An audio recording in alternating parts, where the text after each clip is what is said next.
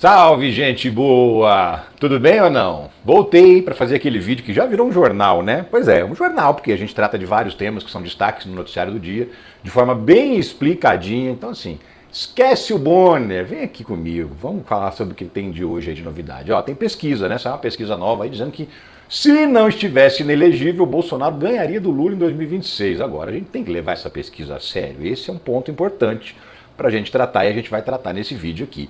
Até o Tarcísio se animou, viu? Já andou falando aqui, ó, se precisar que eu seja candidato, Bolsonaro, em 2026, tô dentro. Antes ele dizia que não, que ele ia disputar a reeleição em São Paulo. Agora, se animou. Também tem a outra treta do Milei, o FBI, a Polícia Federal Americana entrou no caso daquela criptomoeda que ele divulgou e ó, colapsou.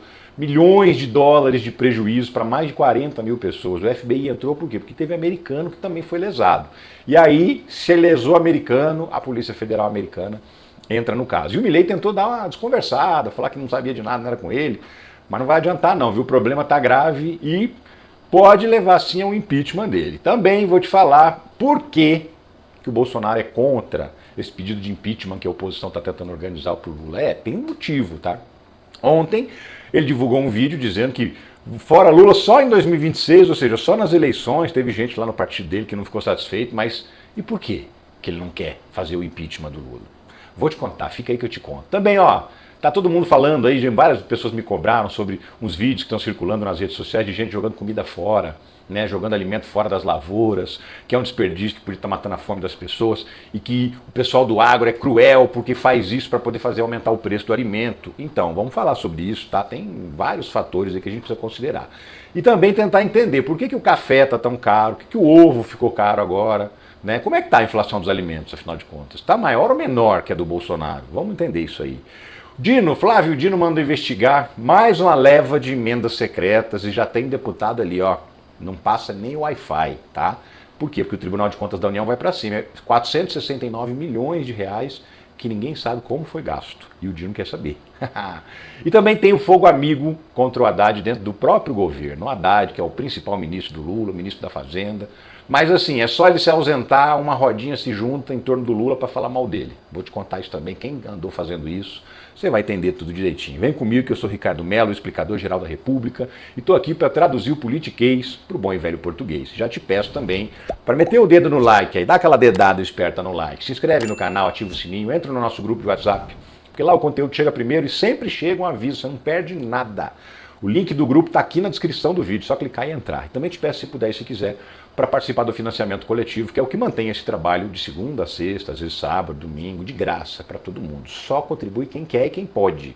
Quem não quer e quem não pode, não tem problema nenhum. Deixa um like, um comentário, uma inscrição, um engajamento. E já é uma maneira também de me remunerar, porque quando você engaja com o vídeo, aumenta as visualizações. E eu também ganho uns troquinhos, tá? Mas vamos nessa. Vamos lá que eu sei que você quer entender o que está rolando e vamos começar com a notícia mais bombástica do dia, que é essa aqui. FBI e Departamento de Justiça dos Estados Unidos são acionados para investigar Milei em caso de criptomoedas. O que acontece? Uma empresa de advogados argentinos e que tem clientes que moram nos Estados Unidos, embora sejam argentinos, denunciaram lá nos Estados Unidos esse golpe. Por quê? Porque denunciou que as vítimas são pessoas que vivem nos Estados Unidos e em algum caso são cidadãos americanos também, tá? Argentinos naturalizados, que tem dupla cidadania, e até americanos natos, que não tem nada a ver com a Argentina, mas que são de extrema direita, também embarcaram nessa criptomoeda do Milei e perderam uma baita grana. Ontem mesmo eu mostrei num outro vídeo lá, um influenciador americano que perdeu $1 milhão na criptomoeda do Milei, no golpe da criptomoeda do Milei. E aí o FBI entrou, né? Porque como tem cidadão americano no meio, lesado, aí a Polícia Federal Americana, o Departamento de Justiça, entra na parada, vai investigar o Milei. Então o Milei está sendo investigado pela Justiça Argentina. Tem uma Xandona lá, uma juíza que é a responsável pela investigação e já está indo para cima, já está colocando a polícia em cima dessa história para descobrir o que o Milei levou, se é que ele levou alguma coisa, por que ele ajudou a divulgar essa criptomoeda que no fim das contas virou realmente um golpe. Já estão chamando até de Cryptogate, porque pode levar ao impeachment do Javier Milei na Argentina. E ele está fazendo de tudo para tentar se livrar dessa enrascada, mas está difícil para ele, viu? Olha só, colapso de cripto ligado a Milei supera os prejuízos dos golpes similares de 2024. Meu amigo e minha amiga, é o seguinte, se você pegar tudo que os golpistas roubaram na Argentina no ano passado, em vários golpes, e milhares de golpes são feitos pela internet, não dá o volume de dinheiro que foi perdido agora nesse golpe da criptomoeda Libra, que o Milei divulgou. Patrocinou, né? Porque quando ele divulga no Twitter, ele está patrocinando, ele está dizendo, olha, compra que é séria. As pessoas acreditaram, compraram e se lascaram. Então, pra você ter uma ideia do tamanho do golpe. É o maior golpe na Argentina em mais de um ano. Se somar um ano inteiro, não dá o que foi perdido agora. 40 mil pessoas foram lesadas, segundo a Justiça Argentina está apurando, já tem levantamento aí a quantidade de pessoas que dançaram, que perderam dinheiro, perderam investimento nessa história. Então, imagina o tamanho desse golpe, não é brincadeira não. É tão grande que a Bolsa Argentina chegou a desabar 6% após o escândalo de Milei com criptomoeda. Por isso, primeiro, você vê, né, que a Bolsa Argentina não é tão grande assim, né? Porque para cair 6% por causa de um golpe desse que teve, sei lá, 4 bilhões de dólares, pelo que estão falando também, por aí você vê que a Bolsa Argentina é pequena, mas mesmo assim, olha o tamanho do impacto, por quê? Porque a credibilidade do presidente da República foi perdida. Esse é o ponto fundamental, né? E aí o mercado financeiro falou, e agora, né? Não podemos confiar no Milei. E aí a galera corre, tira dinheiro da Argentina, tira dinheiro de investimento, compra dólar, e aí a Bolsa despencou, isso prejudicou um monte de gente. Então assim, virou um efeito cascata, né? Teve as pessoas que foram prejudicadas no golpe, e as pessoas que foram prejudicadas com seus investimentos na Bolsa de Valores, porque tudo despencou, um montão de gente perdeu dinheiro nesse esquema. A resposta de Milei a escândalo de criptomoedas. Se você vai ao cassino e pede dinheiro, qual a reclamação? Ou seja, ele ainda está dizendo, azar de quem perdeu dinheiro, não mandei ninguém comprar. Quem comprou, comprou o que quis. Eu já vi um influenciador que fazia propaganda do jogo do Tigrinho dizer isso, influenciador famoso, grandão aqui no Brasil, dizendo a mesma coisa, né? Quando deu rolo, deu aquela confusão toda, foram cobrar dele, ele falou, não manda ninguém jogar. Quem joga, joga o que quer. A mesma coisa está dizendo o Milei, te vira, você entrou numa jogada de risco, perdeu dinheiro, azar teu. É isso que o Milei está dizendo para tirar o corpo fora. E vai adiantar? É claro que não vai adiantar. Entenda o escândalo de criptomoeda envolvendo o Javier Milei. E essa matéria aqui da BBC News, ela conta os detalhes assim. Por quê? Porque os criadores da criptomoeda, eles estiveram com o Javier Milei várias vezes. Não só com ele, mas com a irmã dele também. A irmã dele é quase que uma vice-presidente, sabe? Ela ocupa um cargo lá no gabinete. Ela é tudo do Javier Milei. Ela é assessora, ela é conselheira, ela meio que manda tanto quanto o Milei. Né? Ninguém votou nela, mas ela meio que exerce um papel de co-presidente da Argentina. Então, os criadores dessa criptomoeda tiveram com ela, tiveram com o Milei no ano passado, né? Num evento de tecnologia que aconteceu lá na Argentina. Conversaram longamente, explicaram, tiveram com eles várias vezes, encontraram 9 agendas dos criadores dessa criptomoeda ligados a pessoas do governo Milei. 9 agendas de encontros, de conversas. Então, assim, foi tudo muito bem preparado, muito certinho. Inclusive, tem um empresário que está dizendo que ganharam milhões de reais, de dólares, melhor dizendo, para permitir que esses caras chegassem perto do Milei e fizessem a proposta para ele. Olha só. Então teve grana envolvida. Grana para o Milei ainda não se sabe. Se esse dinheiro foi parar no bolso do Milei ou se foi algum assessor que faturou para deixar as pessoas chegarem perto do Milei. Mas a polícia está investigando e vai descobrir se o Milei levou alguma coisa. A história é essa aqui, ó. Empresário diz que grupo de Milei cobrou propina de 5 milhões de dólares para promover o golpe das criptomoedas. Foi um jornalista argentino que conversou com um especialista em finanças, que gosta, consegue, manja tudo esse esquema de criptomoeda. E esse empresário falou isso, contou, de cara limpa, aberta, e fez essa acusação, não foi anônima não, tá? Ele se apresentou e falou, olha, pagaram 5 milhões de dólares para uma pessoa ligada ao Milei para conseguir chegar no Milei e fazer a proposta de lançar essa criptomoeda. Então a polícia vai saber mesmo se o Milei levou grana ou não, né? E a gente logo vai saber também. Aí o Milei foi tentar, assim, limpar a própria barra, sabe? E o que ele fez? Ele chamou lá o maior grupo de comunicação da Argentina, o grupo Clarín. É como se fosse a Globo lá na Argentina, tá? Ele é o maior grupo de comunicação do país. Para dar uma entrevista. E aí ficou pior, sabe por quê? Porque a entrevista foi toda combinada, toda armada. E aí alguém que estava gravando nos bastidores, que não sabemos quem, vazou o vídeo original. Porque a entrevista foi ao ar editada, bonitinho, só as perguntas que interessavam ao Milei. Aí uma pessoa lá dos bastidores pegou a gravação bruta, que tinha as conversas na hora que estavam combinando as perguntas, e divulgou. E aí a gente descobriu que a entrevista foi uma grande armação. Vamos ver?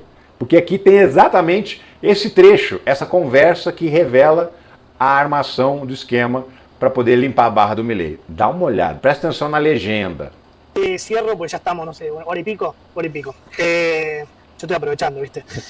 Che, pero no es ¿cómo era que se pactaban las preguntas? Sí, sí. Como é que se estava perguntando se as perguntas estavam combinadas? E ele, sim, olha lá. Ó. Adorni y Karina Milei y Caputo. Ó, tá vendo? Quem me passou as perguntas que ele tinha que fazer pro cara é a irmã do Milei, um outro assessor chamado Caputo, pessoas que deram as perguntas pro jornalista fazer pro Milei. Tudo armado. No, me imagino que alguno Acá tengo, anotado. acá tengo las de Caputo. Es anti-Caputo, que Sí, es sí. el más malo. Fica pior. Tipo bravísimo. Es malo, malo. Malo. Vuelvo a Libera para cerrar. La jueza que voy a investigar es Servini. Vas a hacer el Estado, vas a hacer una presentación espontánea, te vas a presentar, el abogado del Estado. La verdad, digamos, los temas jurídicos no son los míos. Sería imprudente de mi parte que te anticipe esto. Digo, esto quien seguramente mejor entiendan el tema es nuestro ministro de Justicia, Cunio. Mariano Cunio Libarona. Él va a seguir toda la estrategia judicial, entre comillas. Digamos, bueno, es el ministro de Justicia, o sea, Sí. digamos, es el que entiende de este No, tema. pero como es un tema en el cual está. Ou seja, o jornalista perguntou, você vai se defender na justiça por conta dessa acusação de fraude? Ele falou, vou mandar o ministro da justiça, por quê? Porque o cara é advogado, né, do direito, ele entende muito mais que eu. Tô fora. Vai vendo, vai vendo. Participaste vos como ciudadano, además como presidente, por eso te lo pregunto. Pero de vuelta, Mm. es bueno que lo señales como ciudadano, porque tuiteé desde mi cuenta personal. Sí, pero ya te diste cuenta que no, que sos presidente. Bueno, me lo dijiste antes. pero mi cuenta es mi cuenta personal. Está bien, pero sos el presidente. Fíjate que dice mi cuenta de Twitter, abrila. Economista, sí, ya sé. Ok. Pero sos el presidente. Sí. ¿Qué? ¿Con esa parte? Sí, no sé cómo venía. Bueno, ok. Sí, estoy... ¿Qué? Sí, yo sé por qué. Por el juicio. Esse aí é o assessor do Milei que interrompeu a entrevista porque o cara estava apertando ele, você viu, né? Você postou na sua conta do Twitter e você está alegando que é uma coisa pessoal, não tem nada a ver com o presidente. Só que não dá para separar, você é o presidente. E aí nessa hora o assessor interrompeu e falou, ó, tipo, não pergunte essas coisas não. Claro, Aí cochicha no ouvido do Milei uma resposta ali, o cara ficou com aquela cara de tacho esperando. claro, sí, obvio. Sí, yo entiendo, me doy cuenta. Te puede traer un quilombo judicial. A ver, ¿cómo veníamos? No sé. Y volví a preguntar sobre Libra, qué sé yo. Dale, y sí, vuelvo desde ahí. Cierro con Libera, lo último. Você viu só a armação, que sacanagem, né? Aí começou de novo a entrevista, mas sem as perguntas que não podiam ser feitas. Por sorte, um técnico lá, um responsável da empresa de televisão, divulgou esse vídeo nas redes sociais e a gente descobriu que o Milei é muito mais picareta do que parece. Quando a gente fala que essa galera da extrema-direita é golpista, a gente não está falando só de golpe de Estado, de derrubar o presidente eleito democraticamente, não. Eles são golpistas também no sentido dos golpes financeiros, né? Como é esse caso aí das criptomoedas. E mais, você viu, o cara arma uma entrevista com o maior veículo de comunicação que puxa o saco dele na Argentina. Então o Grupo Clarim participou dessa armação e envolveu esse jornalista aí que é ou era, né, bastante respeitado na Argentina. De agora em diante eu nem sei se vai continuar sendo, mas aí ficou assim, explícito, que era tudo uma grande armação, tipo, não faça perguntas difíceis que pode complicar o Milei. Isso é covardia ou não é? Fala a verdade. E tem mais, viu? Ó, eu tava assistindo um vídeo do Desmascarando, que até aconselho você, conhece o canal, é muito bacana.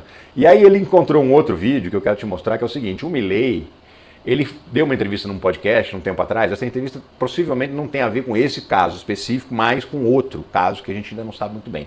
Mas ele admite, nessa entrevista ao podcast, que ele topa receber dinheiro para divulgar uma criptomoeda. Então, será que aconteceu de novo nesse caso? Né? Enfim, o cara admite que recebe mesmo. E ele fala claramente isso, dá uma olhada. No te respondería una disculpa a los que se sienten estafados. Para. No, porque no fueron estafados. Hay que garantizar la ganancia que estás prometiendo. Exactamente. Pero Javier, vos en tu Instagram pusiste, están revolucionando la moneda de inversión para ayudar a los argentinos a escapar de la inflación, escríbanle de parte mía. O sea, no fueron estafados. El negocio tenía una determinada característica. Pero lo pusiste vos en Instagram. También, pero de vuelta, un negocio bastante simple. Hay gente que te sigue, le decís invertí acá. Por ahí me equivoqué, disculpen. No, es que no sea, de vuelta. Se lo harías de nuevo. ¿Vos no invertiste ahí? ¿No? Es decir, le estás recomendando inversiones en una plataforma en la cual vos no invertiste. En ese sentido, el negocio... Ou seja, ele recomendava que as pessoas investissem na plataforma, mas ele mesmo não investiu não, tá? Não botou dinheiro dele. Esperto ele, né? Segue. no tiene ningún tipo de problema. O sea, ¿no te pagaron por eso? ¿Te pagaron por Las isso? cobro. Claro que cobro mis opiniones. ¿Cuánto te pagaron? O sea, depende de las recomendaciones. O sea, de lo que vos me haces ver, digamos, de eso cuánto trabajo. En ese contexto que son $10.000, $100.000, $1 millón. $1 millón. Aí o Milei admite que recebeu $1 milhão para fazer propaganda de uma criptomoeda, né? Ele confessa nesse podcast. A gente, como eu disse, não sei se é sobre esse caso especificamente que ele está falando, não sabemos exatamente a data, nem o pessoal do Desmascarando não conseguiu encontrar a data dessa entrevista, mas é uma confissão do Milei, que é economista, uma confissão dele de que ele topa receber dinheiro para divulgar a criptomoeda dos outros, mesmo que seja um esquema furado, tá? Nesse caso, que ele está falando aí na entrevista, ele divulgou esse investimento dizendo que as pessoas teriam um retorno de 8% ao mês, em dólar. E não deu, obviamente, ninguém ganhou nada, foi um prejuízo danado, né? Todo mundo perdeu, foi dinheiro. E aí o Milei já entregou, então, que ele de vez em quando, ele topa receber uma graninha para falar bem de um negócio duvidoso, né? Então agora a justiça está investigando na Argentina, o FBI está investigando nos Estados Unidos, ele pode ser preso nos Estados Unidos, pode ser preso na Argentina e pode sofrer o impeachment, porque a oposição já está entrando com pedido de impeachment por conta desse golpe que foi patrocinado pelo presidente da República e deu um prejuízo bilionário para 40 mil pessoas. Milei está lascado, está ferrado e eu não sei realmente se ele vai conseguir escapar dessa. Ó, vamos mudar de assunto, que é o seguinte, tem pesquisa nova, saiu uma pesquisa hoje aí falando que o Bolsonaro venceria o Lula. Olha lá, ó. Bolsonaro venceria Lula no segundo turno, aponta Paraná Pesquisas. Aí tem a extrema-direita tá toda ouriçada, né, nas redes sociais. Ah, viramos e tal. Será mesmo? Será que a gente deve levar a sério essa pesquisa Paraná Pesquisas? Então, primeiro, né, vamos entender o que rolou, qual é os cenários que foram pesquisados. Dá uma olhada. Olha só, primeiro turno, Bolsonaro 36, Lula 33,8, Ciro Gomes 7,7, Gustavo Lima 5,1, Ronaldo Caiado 2,7, Eduardo Leite 2,7, Helder Barbalho 1,1. Então assim, aqui não tem Pablo Marçal, você reparou, né? Eles trocaram, colocaram o Gustavo Lima no lugar do Pablo Marçal. E aí nessa mesma pesquisa, assim, e se o Bolsonaro não fosse candidato? Não continuar mesmo inelegível? E aí? Aí, ó, pesquisa, sem Bolsonaro, Michele seria mais competitiva contra Lula. Isso aí também, esse outro dado da pesquisa que está aqui para baixo, ó, vamos lá. Cenário de primeiro turno, Lula 34, Michele 27, era mais perto, ó.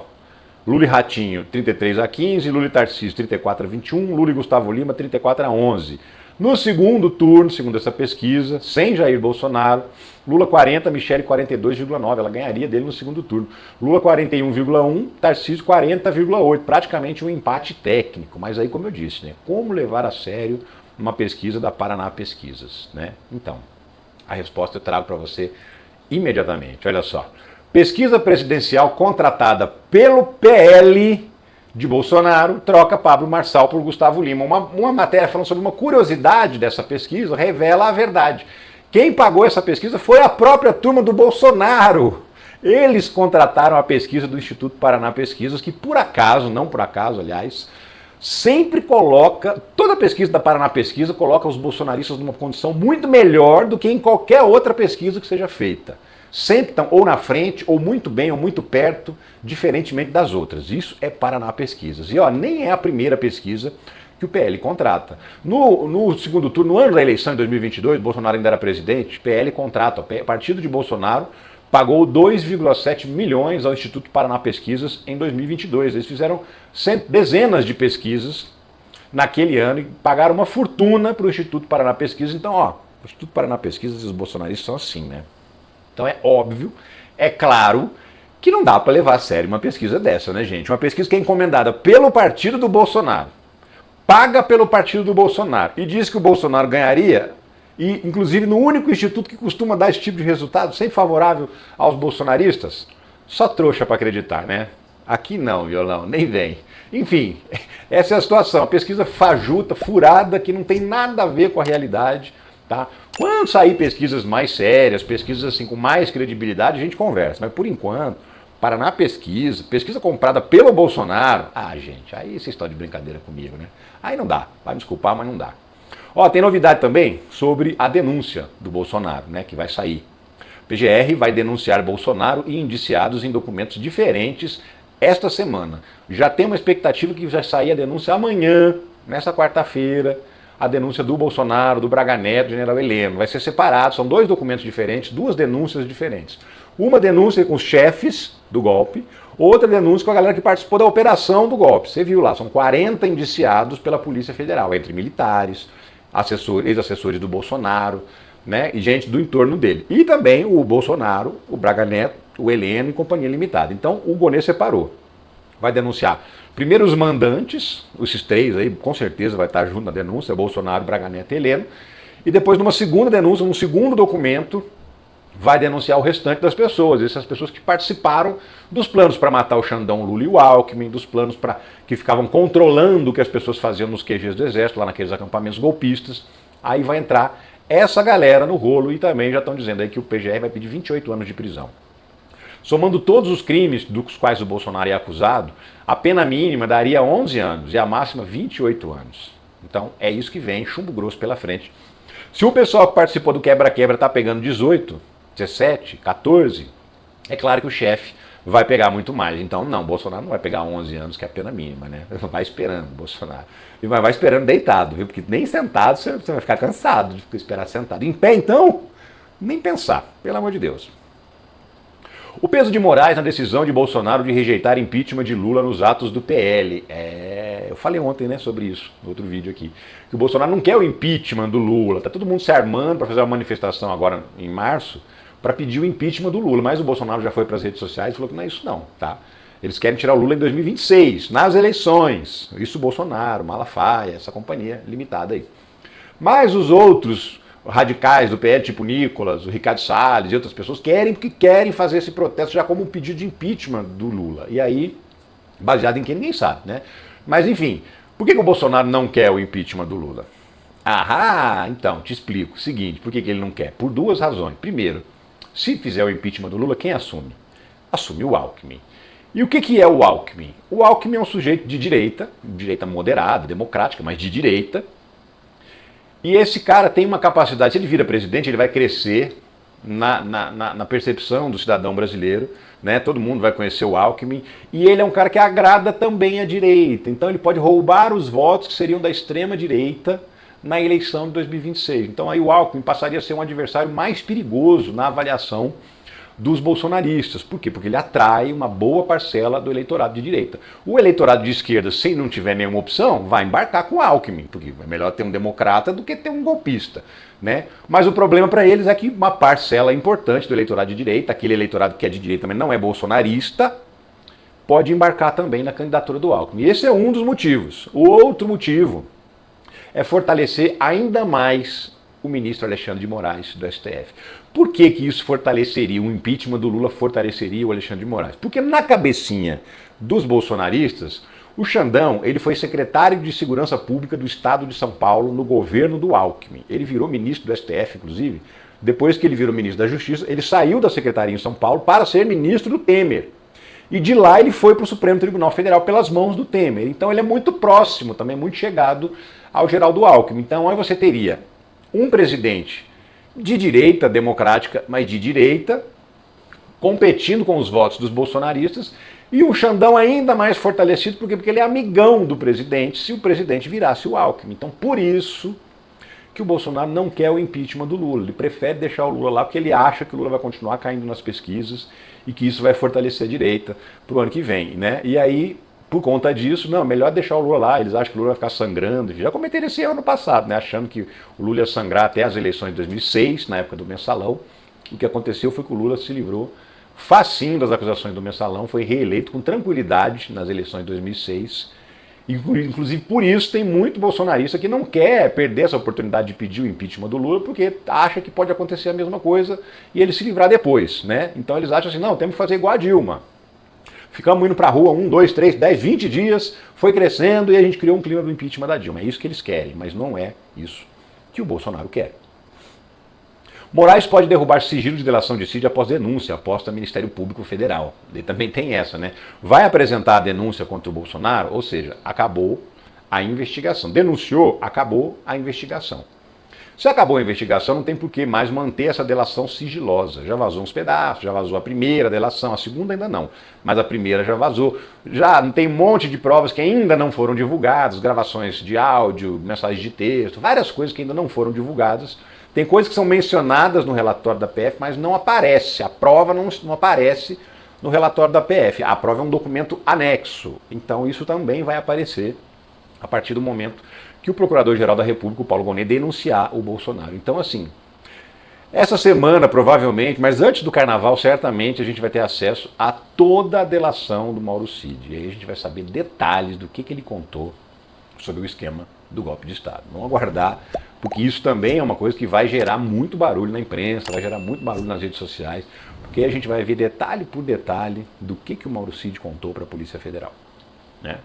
Gente, seguinte, eu estou vendo muito vídeo de agricultores jogando comida fora, jogando a produção fora, né? Jogando no lixo, no mato, dizendo que é melhor perder do que vender porque está muito barato e tal. E assim, um monte de gente reclamando, falando que isso é cruel, né? Porque um monte de gente está passando fome, passando necessidade, podia doar essa comida.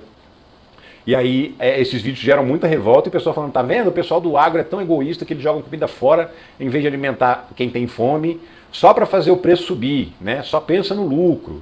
Enfim, tem várias coisas que a gente precisa falar sobre isso, tá? Não é só isso não, embora isso também não seja mentira. Mas olha só, eu vou mostrar para você um resuminho, alguns trechinhos desses vídeos do pessoal jogando comida fora. Dá uma olhada. 11 horas e 10 minutos. Olha, eu jogo aqui na região de IBC aí, tá vendo? Olha a cebola aí, jogando fora, viu? Gente, eu vou registrar esse momento aqui que eu nunca vi uma atitude dessa aqui não, essa ação aqui, ó. Melancia jogada fora. É cabra dura, já peguei uma pra mim, queria levar a mais, não dou conta.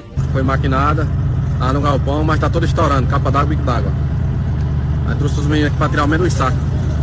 Jogando tudo no mato, ó. Tá entendendo? Cebola não presta não, tá todo estourando. Tem hectare de cebola aí. Tem preço. Pra fora. Jogar aqui fora, ó. Tá entendendo? Manga boa aqui, ó. Manga boa que dá pra chupar, ó. Refugo, ó. Olha a qualidade aí, ó. Tá entendendo? Tá se perdendo aí, ó. Refugo sobra, ó. Boa, tá entendendo? Ó, pessoal, tanto de banana aí, ó. Perdida aqui, ó. O sol já queimou um bocado, ó. Dá pra vocês verem aí, ó. O dono não conseguiu vender, não. Banana tá barata, viu, pessoal? Tá toda se perdendo aí, já tem um bocado maduro, ó. É de fazer dó, né? Olha aí, ó. Os produtores trabalham pra se lascar. Quando chega lá a colheita, não tem preço, né?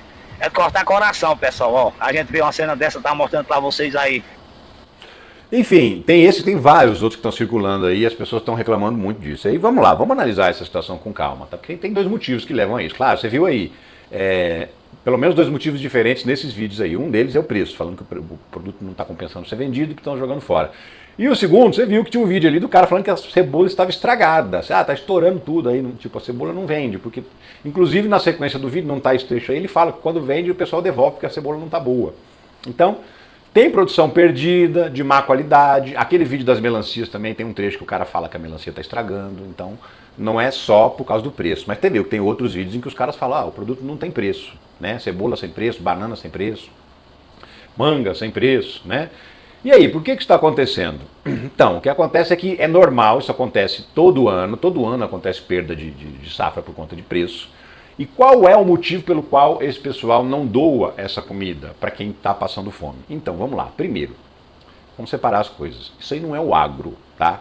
O agro é o magnata da agropecuária. O cara tem uma fazenda de milhares de hectares, que planta soja, que planta milho, que exporta, tá?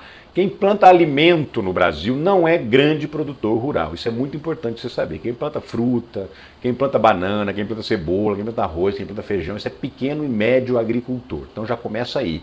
Não é o agro que a gente fala. O agro é o grandão, tá? Ponto número 1. Ponto número 2. O Brasil tem um problema grave de falta de condição de coletar esse alimento. Então, assim, dependendo da região, dependendo do local onde se perde uma produção, não tem como doar. Não tem como, por quê? Porque o governo não tem uma estrutura para coletar isso aí e fazer uma distribuição. Ah, mas o cara não podia então ir lá na praça da cidade e fazer a doação? Até poderia, mas assim, também, muitas vezes, o custo de fazer isso, de contratar um caminhão, encher o caminhão, levar para a cidade, é um custo que o cara já perdeu a safra toda, já está no prejuízo, ele não vai arcar com um custo a mais para distribuir essa alimentação se ele já está no prejuízo. Então o certo seria, de fato, os governos estaduais, municipais e também o governo federal ter uma estrutura para recolher, falar, tá sobrando aí um alimento na sua lavoura, você não vai vender porque o preço está ruim, eu vou aí com o caminhão buscar e vou distribuir, ou dar para merenda escolar, ou sei lá, vou distribuir na praça, né? O ideal seria que o Brasil tivesse estruturas de coleta desse alimento. Em pouquíssimos lugares existe essa estrutura. Então isso é um fator dificultador também, porque muitas vezes o agricultor joga o produto no chão, porque até para tirar de lá e doar tem um custo. e ele já está no prejuízo, já perdeu a lavoura dele. Então também tem isso. Tem um egoísmo? Tem um egoísmo. Temos que dizer que tem sim. Tem gente que poderia sim botar no caminhão, levar na cidade e entregar na praça para a gente que está com fome. Mas tem o outro, principalmente quando a gente está falando de pequenos e médios agricultores, que é quem de fato produz alimentos no Brasil, que tem essa dificuldade também, né, de logística, de fazer a doação. Tem responsabilidades legais de quem doa alimentos, se der um problema, a pessoa vai responder, se der uma intoxicação. Enfim, a nossa legislação não ajuda muito quem está disposto a doar alimento. Não ajuda. Ao contrário, ela cria dificuldades, tá? Então junta esse egoísmo de querer fazer o preço subir, de preferir jogar fora, mas também o fato de que distribuir esse alimento muitas vezes vai gerar um custo a mais para quem já está no prejuízo. Então é por isso que isso acontece, tá? Tem esses dois fatores. Sim, pode reclamar, você não está errado de reclamar dessas pessoas, mas também tem que olhar o outro lado. Nem todo mundo é vilão nessa história, tá? E a gente precisa saber separar o joio do trigo. E por falar em infração de alimentos, também muita gente fica me perguntando por que os alimentos estão tão caros. O café é mais caro, que está por trás da alta dos preços, né? AgroLink, a matéria. É o seguinte, vamos falar sobre isso, porque o café subiu quase 50% ano passado, em um ano, né? E aí por que isso aconteceu? Está todo mundo bravo, porque vai no mercado, o café está caro, aí culpa o Lula, mas a gente precisa entender a dinâmica também de como é que se compõe o preço do café no mercado. Seguinte, o Brasil é o maior produtor e exportador de café do mundo. O café é a commodity mais vendida no mundo, tá? E neste momento está faltando café no planeta Terra. Está tendo menos café do que a quantidade de pessoas dispostas a beber café. Então isso naturalmente faz o preço subir. Se tem menos oferta do que demanda, o preço sobe. E por que tem menos oferta do que demanda? Tem alguns motivos. Um deles, problemas de clima, seca muito grande, aí atrapalha a florada do café, não produz fruto. E tem essa situação que o ano passado a gente viu muito, incêndios em São Paulo causam danos irreversíveis a cafezais. Colheita só em 2027, diz o produtor. Olha essa fotografia aqui de uma plantação de café que foi completamente destruída por um incêndio e perdeu tudo. O cafeicultor perdeu tudo. Isso aconteceu em vários lugares, principalmente no estado de São Paulo, que é um grande produtor de café, na região ali da Alta Mogiana, Ribeirão Preto, Franca, sul de Minas também teve uma perda grande da produtividade de café. O Brasil produziu 4% menos café em 2024 do que tinha produzido em 2023. Então esse é um fator. Fator número 2, o dólar subiu no final do ano, você se lembra, chegou até a 6,30 lá em dezembro, agora voltou a cair, mas tinha disparado. E aí quando ele disparou, ficou mais atrativo para o mercado internacional comprar o café brasileiro, porque quem tem dólar compra mais café do que antes, porque o dólar está valorizado. Então, para os produtores brasileiros passou a ser mais interessante exportar o café do que vender aqui no Brasil. Então teve mais café indo para fora e isso também faz o preço subir, porque sobra menos café no mercado brasileiro. Então, com menos café sendo ofertado, de novo, o preço vai subir, naturalmente, né? E aí, também teve um outro motivo, que é o seguinte, um grande comprador de café entrou na parada. Consumo de café dispara na China e beneficia exportações brasileiras do grão. A China nunca foi tomar café, a parada dele sempre foi chá. Só que de uns anos para cá, aumentou muito o consumo de café na China, principalmente entre os mais jovens. Aumentou 20 vezes o consumo de café na China. E o que a gente está falando? Está falando do país com a maior população do mundo, 1 bilhão e 400 milhões de habitantes. É praticamente cada um habitante da Terra, de cada 5 habitantes da Terra, um é chinês. E aí esse país gigantesco aumentou o seu consumo de café em 20 vezes nos últimos anos. E está comprando esse café brasileiro.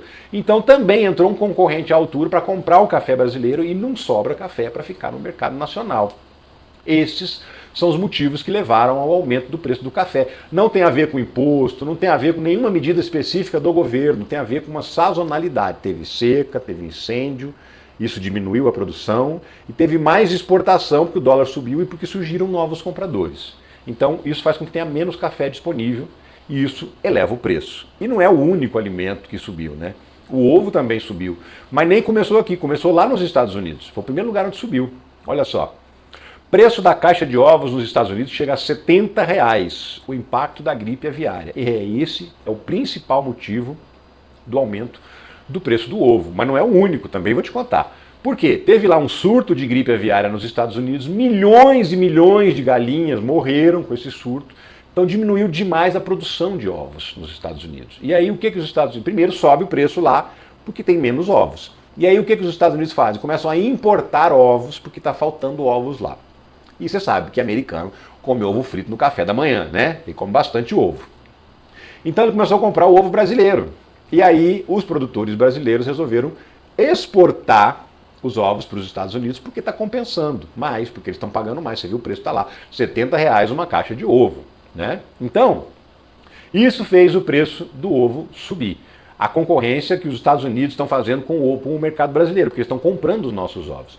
E não foi o único motivo, a gente está passando por ondas de calor, né? Neste momento, inclusive, a gente está no meio de uma onda de calor. Semana passada teve outra, já há uns meses atrás teve outra, está tendo isso constantemente no Brasil, grandes bolhas de calor. Calorão estressa galinhas e ajuda a disparada do preço dos ovos, entenda. O que acontece? Esse excesso de calor faz com que a galinha bote menos ovos. Então a produção cai. Inclusive, muitos animais acabam morrendo se a temperatura lá da granja não estiver muito bem controlada. Morre de calor e perde animais que estão produzindo. Então, o Brasil está, igualzinho o café, produzindo menos ovos por causa das bolhas de calor e ainda está enfrentando a concorrência do mercado americano que está comprando os ovos brasileiros. Então, de novo, exatamente igual ao café. Tem menos ovos disponíveis do que a quantidade de brasileiros que quer comer ovos. Então, isso faz o preço disparar. E é por isso que esses dois alimentos que são básicos estão mais caros. Vai mudar? Vai mudar à medida em que a gente parar de enfrentar um pouco dessas ondas de calor e também à medida em que a quantidade de animais, de galinhas nos Estados Unidos foi recuperada depois desse período de surto de gripe aviária. Quando tiver mais galinha botando ovo nos Estados Unidos, vai cair o preço, porque vai aumentar a oferta, eles também vão parar de comprar os ovos brasileiros, vai sobrar mais ovos aqui no mercado brasileiro, e aí o preço vai cair também. Isso deve acontecer, enfim, nos próximos meses, mas por enquanto é isso, gente. De novo, não é um fator de governo, não tem nada a ver com o governo, tem a ver com um fenômeno climático e uma doença que provocou uma diminuição na produção de ovos no Brasil e nos Estados Unidos, que estão comprando esses ovos da gente. De qualquer maneira, a gente precisa estar atento que é o seguinte, não é esse desespero todo também a inflação dos alimentos não, tá? Ela está mais caro realmente, está mais alta do que a inflação média, porém já foi muito, muito, muito pior. Inflação de alimentos no governo Lula é cerca de metade da registrada no governo Bolsonaro. Em 4 anos de governo Bolsonaro, foi 57% de reajuste no preço dos alimentos. 57%. Nos 2 primeiros anos do governo Lula, passou pouco de 8%. Se você dividir em 2 anos, de média, dá 4,36% de inflação dos alimentos por ano do governo Lula. Então, assim, é mais que o dobro a inflação dos alimentos do governo Bolsonaro. Então, calma, gente. Tá ruim, ninguém está gostando de pagar o que está pagando no supermercado, porém já foi muito pior e a gente não pode esquecer disso. Porque se a gente esquece disso, a gente cai na esparrela de querer voltar. E aí sim, você vai ver o que é alimento caro. Tá? Quanto é que estava o leite em 2021, 2022? Quanto é que estava o óleo de cozinha, o óleo de soja? Lembra bem? A carne está cara? Tá não, tá baixando o preço, inclusive, tá? Em 2023 o preço da carne caiu quase 10%, aí em 2024 subiu, e agora em 2025 já começou a cair de novo, tá? Já caiu 4, 5% os preços dos cortes da carne, alguns cortes da carne, nesse janeiro e fevereiro de 2025. Por quê? Porque está de novo recuperando o rebanho. O que levou ao aumento do preço da carne também foi uma diminuição na produção. Então agora essa produção está voltando a crescer e isso significa mais carne disponível e significa também preço menor. Né? Então é por isso que você tem que ficar atento e saber que, na verdade, a inflação dos alimentos não é boa, não está legal, mas já foi muito pior do que isso. E o que subiu não vai cair, né, gente? Pode cair assim, na sazonalidade, o café sobe, depois cai, uma coisa ou outra, mas na média, o que subiu não cai mais. O que vai acontecer é que vai passar a subir menos intensamente, e é o que aconteceu, a inflação ainda existe, ou seja, os preços continuam subindo, mas num ritmo muito menor do que era o ritmo de subida na época do governo Bolsonaro. Isso precisa ficar registrado e é muito importante. Mudando de assunto, Flávio Dino está indo para cima da galera do orçamento secreto. Indo para cima mesmo. Agora ele botou o Tribunal de Contas da União na cola dos ladrões do Congresso Nacional. Dino manda a CGU auditar 469 milhões enviados via emendas PIX sem ter detalhes de como serão gastos. Sim, antes do Dino bloquear as verbas do orçamento secreto e mandar criar uma regra de transparência, isso aconteceu agora em dezembro. Antes disso, durante todo o ano de 2024, as emendas rolaram soltas, né? As emendas PIX. O que é uma emenda PIX? É uma emenda assim, o deputado fala, eu vou mandar 10 milhões para a prefeitura X. Para quê? sei lá, não interessa, vou mandar para o prefeito se vira e faz o que ele quiser com esse dinheiro. Isso é ilegal, né? Por quê? Porque tem que ter um projeto, tem que ter um plano, olha, vai construir uma escola, vai custar tanto, vai construir uma ponte, vai asfaltar um bairro, tem que ter destinação esse dinheiro. O prefeito pede dinheiro para algo, para uma obra. E aí o deputado manda uma emenda para aquela obra. Agora, esse negócio de mandar o dinheiro sem nenhum compromisso, isso é ilegal, segundo o próprio Flávio Dino, segundo o Supremo Tribunal Federal, inclusive já confirmou por unanimidade que ele está certo em exigir esse tipo de transparência. Então, essa grana já tinha sido enviada para as prefeituras antes do Flávio Dino cortar, né, e impor regras de transparência. E agora, então, ele mandou investigar como que esse dinheiro foi usado, ou se não foi usado ainda, vai ser como, aonde, com quem mandou o dinheiro, para quem, para ter certeza de que esse dinheiro não foi roubado, não foi desviado, não foi feito nenhum esquema que o deputado manda dinheiro para o prefeito, o prefeito superfatura uma obra e devolve uma parte do dinheiro para o deputado. Para ter certeza que não aconteceu nada disso, o Flávio Dino botou a Controladoria Geral da União para ir para cima e fazer a avaliação detalhada de como foi gasto esse dinheiro e como está sendo gasto esse dinheiro das emendas PIX. Isso aí pode gerar o quê? Se a CGU pegar a coisa errada, vira investigação, ela encaminha para a Polícia Federal e vira investigação policial. E aí o deputado, o prefeito que estiver envolvido em mal feito, em desvio de dinheiro, pode ser processado criminalmente, pode ser cassado, o mandato dele, pode ser preso, tudo isso. E aí os deputados estão se tremendo inteiro de medo do Flávio Dino justamente porque ele está indo para cima sem medo. Continua ainda valendo o bloqueio das emendas sem transparência, só está liberando emenda daquelas que você sabe quem pediu, para que o dinheiro e para onde foi. As outras ainda não estão sendo liberadas e essas antigas agora estão sendo investigadas também. É o Dinão mandando para cima da galera que fica roubando dinheiro público por meio das emendas parlamentares. Aguenta, gente. Roubou? Agora aguenta o Flávio Dino. Mais um assunto para você. O Haddad, coitado do Haddad, né? Ele não pode sair de perto do Lula, ele viaja para participar de um evento. O que acontece? A galera vai lá buzinar no ouvido do Lula para falar mal do Haddad pro Lula. Isso aconteceu mais uma vez, segundo essa reportagem aqui da Andréa Sadi, que também participou, a Juliana do Ailib, da Globo News e do G1. Em reunião sem Haddad, ministros apresentam a Lula estragos e desgastes de medidas da Fazenda. Então é o seguinte, o Haddad foi para o Oriente Médio, ele foi participar de uns eventos lá e tal. E aí, Rui Costa, Padilha e outros ministros ali palaciando, aquela galera que fica no entorno do Lula no dia inteiro, participou de uma reunião com o Lula para buzinar na orelha dele e falar assim, todos os nossos problemas de popularidade é culpa do Haddad. Tudo por quê? Porque o Haddad que taxou as blusinhas, o Haddad que inventou aquela história do controle do Pix, então eles culpam a Fazenda, o Ministério da Fazenda e o Haddad, pelos desgastes do governo. Não é de hoje que o pessoal tenta enfraquecer o Haddad dentro do governo. Tem gente, talvez, sei lá, que é o lugar dele, ou que é o lugar dele como candidato a presidente no futuro, não sei. Mas o fato é que tem gente fritando o Haddad dentro do governo, gente do PT, gente dos partidos aliados que ficam lá, buzinando na orelha do Lula, sempre que o Haddad sai de perto. Porque o Haddad está o tempo todo em Brasília, se reúne muitas vezes com o Lula, e aí quando ele passa um tempo fora, a galera aproveita, os urubus aproveitam para ir para cima. É isso que está acontecendo. E mais uma vez, segundo a apuração aí da Júlia do Ailib e da Andréa Sadi, aconteceu isso esses dias atrás aí. Né? O pessoal se reuniu com o Lula para falar, olha, corta as asinhas do Haddad, senão a gente está ferrado. Pois é duro, né? Porque fogo amigo, né? É a galera do time do governo que está fazendo isso, sabotando o colega. Eu acho muito feio isso, inclusive. Enfim, o que a gente pode fazer? E dentro daquela história da pesquisa, que Bolsonaro ganha, e Michele não sei o que e tal, aquela pesquisa fajuta lá, né? Quem se animou? Tarcísio de Freitas. Tarcísio avisa aliados que aceita disputar Planalto em 2026 se Bolsonaro quiser. Ele disse o seguinte, antes ele não queria ser candidato não, ele queria ser candidato à reeleição ao governo de São Paulo, inclusive o Kassab lá, que é o grande guru do Tarcísio, também defendia que ele deveria ser candidato à reeleição e só em 2030 tentar ser presidente. Mas aí, com essa queda de popularidade do Lula, o Tarcísio se animou e falou, mandou avisar a galera próxima ao Bolsonaro que ele está mudando de ideia. Se por acaso realmente não rolar do Bolsonaro não ser candidato, o que de fato vai acontecer, ele não vai ser candidato, o Tarcísio já falou, se você quiser me apoiar, eu estou aceitando, tá?